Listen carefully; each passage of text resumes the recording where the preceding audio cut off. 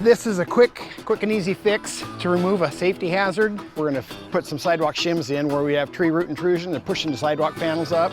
We're trying to remove the toe catches, and this is a good stopgap until we can either have the tree removed or we have it evaluated by an arborist to do severe root pruning and put the panel back in concrete. So the crew's going to remove an old existing one. They're going to add on to another one, and we'll show you how it goes down.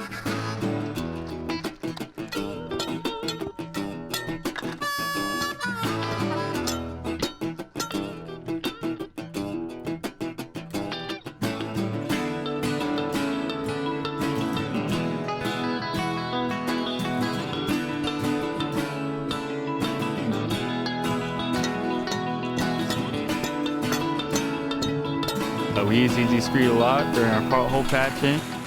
It goes down pretty fast when you're out in traffic. Seems to hold, so we like it and we'll keep using it. Easy Street has been a great product for us. We use it for a lot of different fixes. We fix sidewalks, shims like we just did. We do sidewalk panel replacements when we know we're going to take a tree out and come back and put it in concrete. Thanks, Easy Street!